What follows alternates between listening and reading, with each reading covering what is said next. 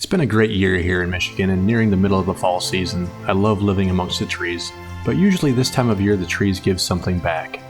Every couple of years there's this overabundance of acorns from the oak trees. It's crazy how many are falling this year, and I'd like to pick a few of them up. Oh hi Chloe. I was able to find where these things were at my local home store, but it looks like everyone else is having the same issue in my area. The obvious next step was to find one online. The only problem with that was now I have too many to choose from, which paralyzed my decision-making skills. Do I go cheap, mid-range, expensive? I just don't know anymore. As I was looking at every design online, they all seemed very similar. A handle, some bridged framework, a set of plastic hubs, and a wire cage. This doesn't seem too difficult. After all, I do have a 3D printer. I can navigate my way around 3D modeling software, then get it ready to print on my favorite slicing software. So I guess it's game on. My initial plan was to keep this thing fully printed and just use some filament for the cage parts. That all hinges on how well I can bend this stuff. This isn't going to end well, is it? Maybe a little softer bending? Alright, got one. Now for the other side. Nope. So since the filament didn't work, I'm scrounging for ideas on something readily available to use. I began searching the closets for wire hangers. Man, it seems like they used to be way more common. All I see in our closets are these plastic ones. Whatever happened to the metal hangers? Bruh.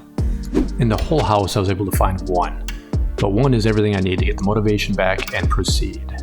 Now that I got the wires for the cage figured out, it's time to see what I can use for the handle. I just so happen to have this pegboard full of all these misplaced handles to use someday. And I kinda lucked out because this one even has a broken end. Bonus. Now that I have the two non-printed pieces, it's time to take some measurements to make sure the printed parts work together with the non-printed pieces. Oh yeah, welcome back to Sanford Prime. This channel is about some background of the models I post to printables and thingables for you to download for free.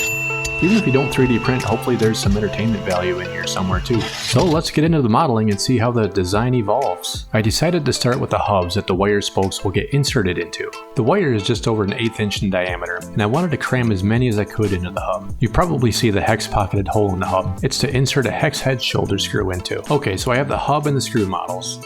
Just to throw them together real quick and see how it looks. Not bad, this might actually come out okay. Here's a section view where you can see the wire pockets and how the hex's shoulder screw engages. And yes, I do plan on printing the screw. To be honest, I'm not even sure if you could buy one exactly like this. And then I'm going to need 2 of these. I love models with duplicate parts. It feels rewarding to have it look like so much has been done with so little work. I had to think ahead a little bit with my printer size, and the size parts I'm able to print whole. From there I was able to determine that this distance should be 7 3/4 inch. Yeah, why not? And let's add a concentric mate to these two for now, just to hold everything in place better. Now I have some scale to base the other parts on. The next part isn't printed, it's just the wire. The wire model is made up from 2 independent sketches. One of just a circle that is the wire hanger's diameter. The other is the profile of the wire length to represent the bends. But I had to model it just to get an idea on the other clearances this assembly should have. Then once I have them selected in the appropriate fields, I'm ready to complete the sweep. Boom, wire. Let's bring this wire into the main assembly and get it squared away. Since the 2 hubs are mostly fixed in place, this should go right into position by using 2 concentric mates.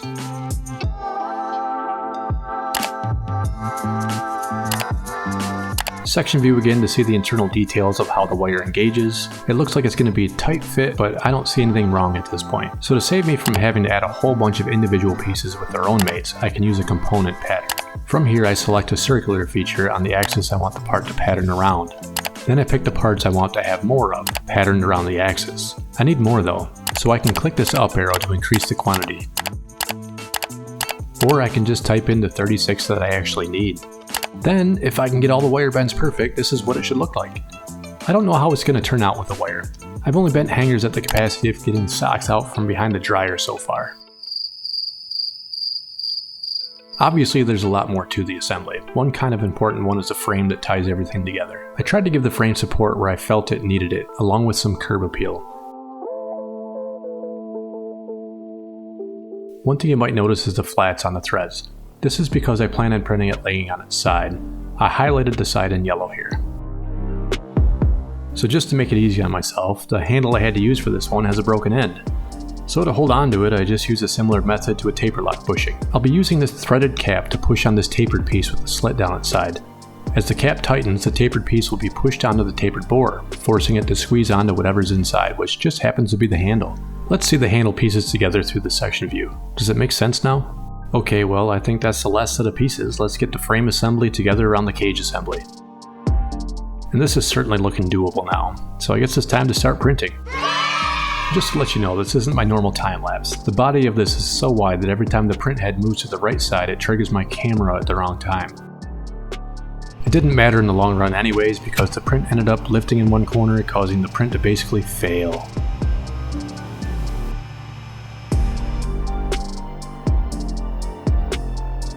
Yeah, that's not good. Not only did it lift on one side, but it lifted on both sides. I'm gonna have to rethink this part a little.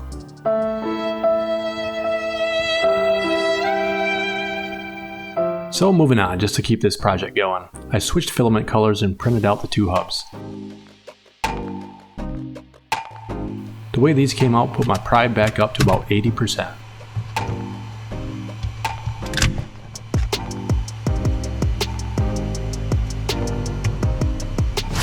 These parts came out pretty hefty, and I think they should do the trick. Well, let's keep going and get the shoulder screws to the print bed.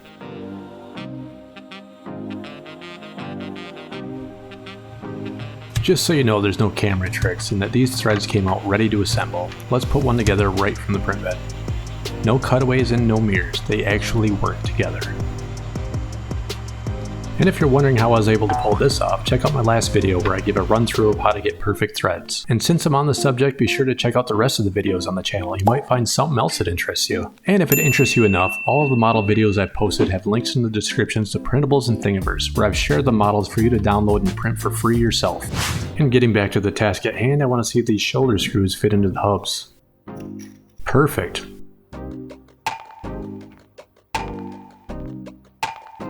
And I already know the nut fits, so let's check the other one. This one has a little rib on the backside where I may have had the print bed a little bit too hot. I'll push and it's through though. Alright, well the two hubs are together, and I guess I could have printed the washers with the screws and nuts too. Oh well, I'll print them now. If you can't tell already, here's the locking cap for the tapered bushing. It's quite a bit larger thread than the screws printed earlier. Boy, this thing's really on there. It came out really well. It has a nice contour with some straight knurls for grip. But it doesn't really matter how good it looks, it still has to work right. Luckily, I have this scrap piece laying around with the matching thread size. Let's get it twisted on there.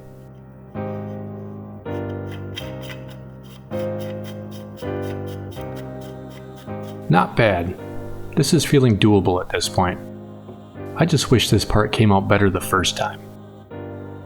Well, I've had some time to think about it, and it might work if I print it standing up on the threaded end like this. This time I added tree supports in the slicer.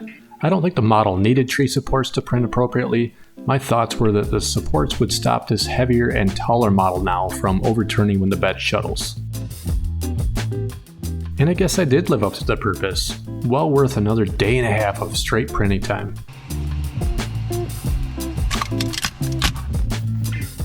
These tree supports always come out looking neat, but unfortunately, it's time to break them all. Oh look, here's one that's already loose.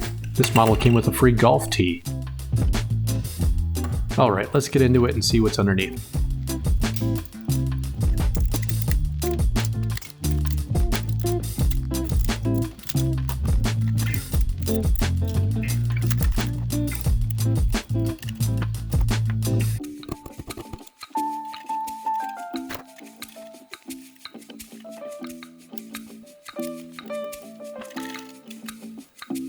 These tree supports actually come off really nicely. The model underneath looks good. It's time to give it the thread test. Where the tree supports touched the threads, it was a little bit rough at first, but the roughness quickly broke away to a smooth thread. I'll take that up as a win. Okay, so I think that's just about everything. I like to keep putting things together as it comes from the printer just in case I have to make any changes for reprinting. So now that I have the frame, I can get the hubs fit into place. Just put the screw through one of the end holes, a washer, and a hex nut finger tight. Then onto the other side.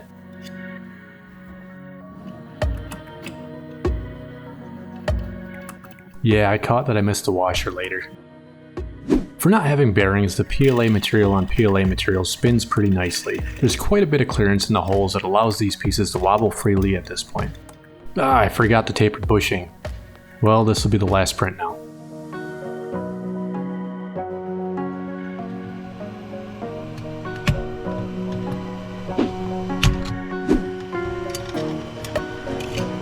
Okay, so this piece just goes into the tapered hole on the end, and then this nut forces it down into the hole tightly. As the tapered bushing lodges into the hole deeper, it compresses the inner board tighter because of the relief slot. You can kind of see the slot getting narrower when tightened. This tells me that it's working. Yeah, see, it has just enough flex in it that I can collapse it tighter by squeezing it with my hand. Moving on. This tapered bushing should fit over the handle. Then insert the handle into the hole in the frame and slide the bushing so it loosely engages with the hole. From there, I just slide the slot collar over the end and twist it tight. I really want it to lock down good to make sure it holds well. And there we have it, it's mostly done. Since I'm here though, I wanted to show one more reason I decided to stay away from using filament for the cage. Not only was it easily broken, which I showed earlier, it's just too flexible when spanning a distance like this. You can see here that it's just flip-flopping everywhere. And I'm glad I decided to go with the wire hangers at this point, but I'm gonna need some more.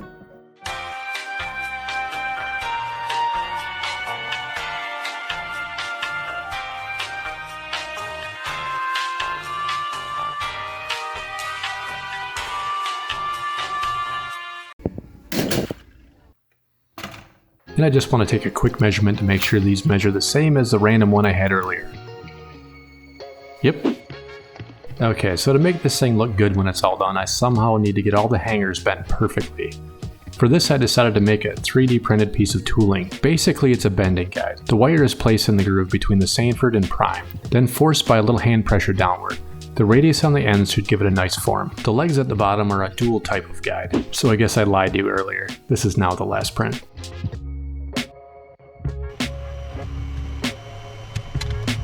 A lot of surface on this one, and it held really nicely with the residual glue I had on the bed.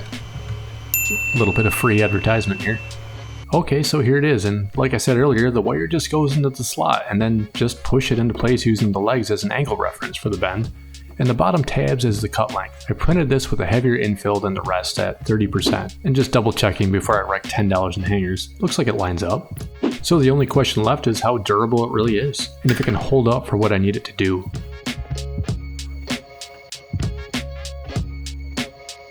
So let's cut a section out of the hanger and give it a shot. I found these fence pliers to work pretty good. These things actually have a lot of functions, and one of them is cutting fence wire. They should work well for this. Obviously I want to use a straight section here. I could probably get more than one piece out of this hanger if I used the bent pieces, but I'm not that ambitious.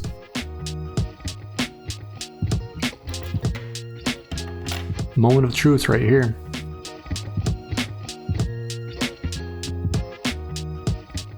Hey, it held up. These wires will have to be overbent a little so they spring back slightly to the guide's reference position. I'm not sure at this point how accurate it needs to be, so I'm taking my time on the first one. And I think I got it, so on to the other side.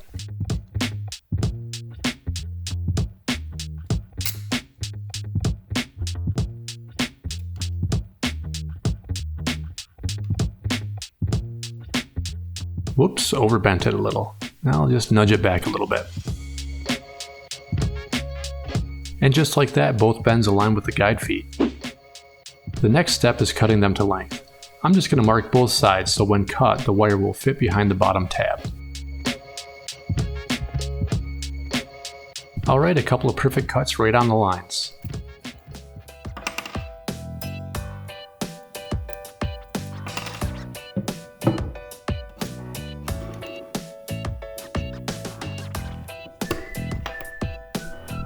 The one side fits under the tab, but the other side isn't quite squeezing in place. I'm going to have to try to trim it slightly.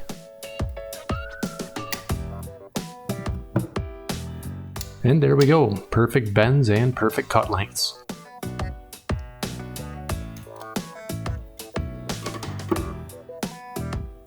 Now it's time to repeat this 35 more times.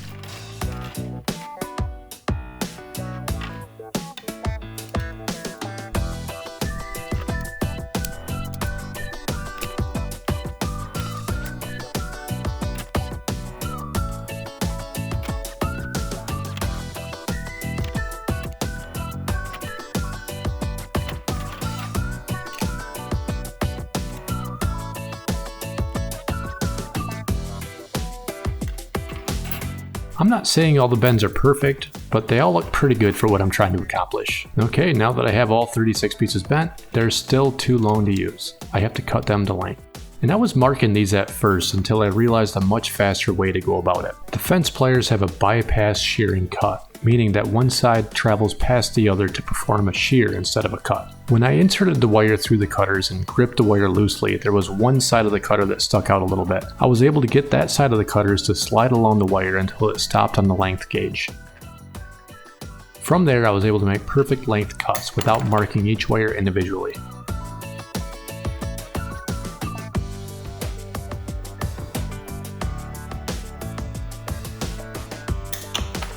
So I guess it is true, when you do something over and over, you tend to get better at it each time. From there, I was able to quickly get all these wires done.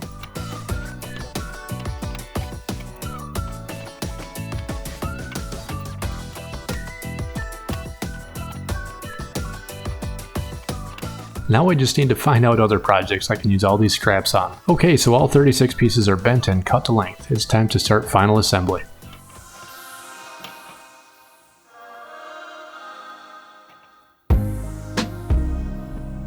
So it's a little snug, but that's actually a good thing. The last thing I need are these wires to keep popping out all the time. I just bottom each wire out into the hole until it seats good.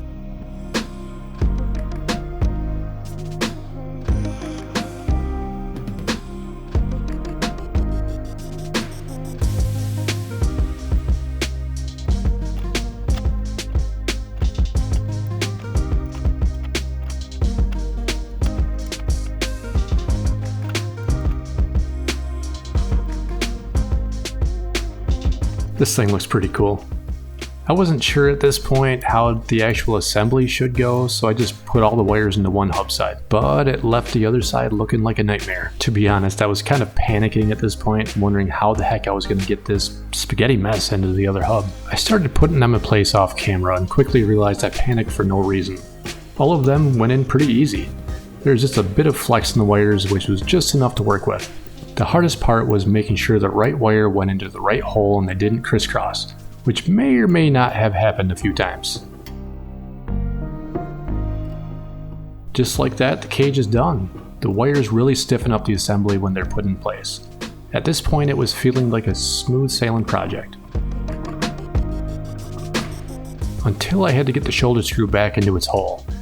Maybe if I just bounce it around a little bit, it'll just fall in? Nope, gonna have to motivate it better.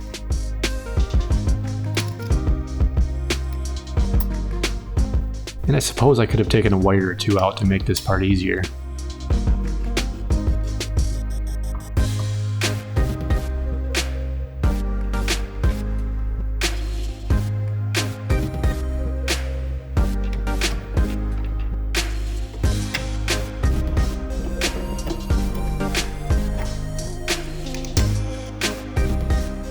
A washer and a nut.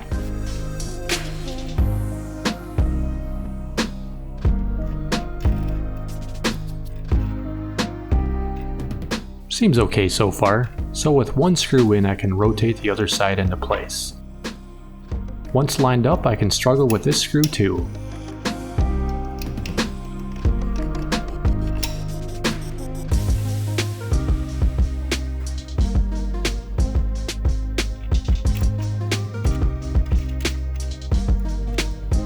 And there it is, fully 3D printed except for the hangers and handle. It almost looks impressive.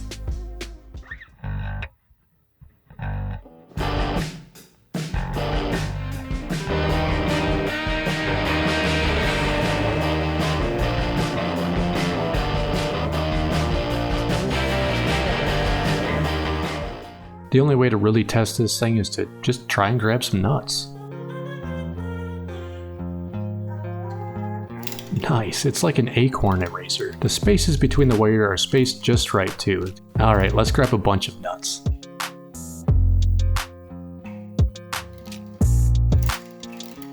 Honestly, this proved a little bit difficult, but I was able to get most of them. I think it's the hard floor below that's causing them to shoot everywhere. But it picks up a lot of them and they stay in the cage once they're collected.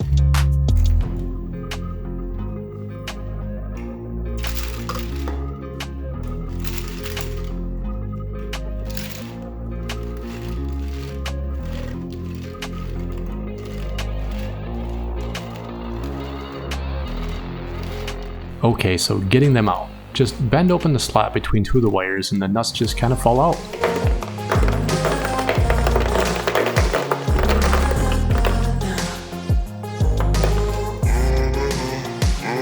This test proved out pretty good, I'd say. Time for the final word. Oh, hi again, Chloe. Just heading to a pretty densely populated spot in the yard.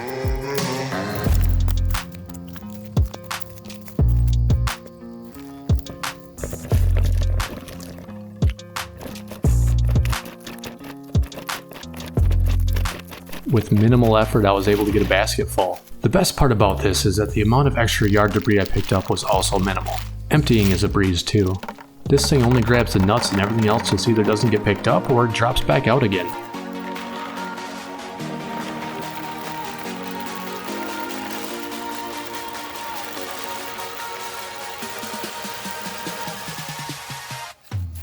I hung out in the yard for a bit longer, collecting more for the bucket, and I wasn't disappointed with the functionality of it in the long run. So it got me wondering if I could use this for other things around the house.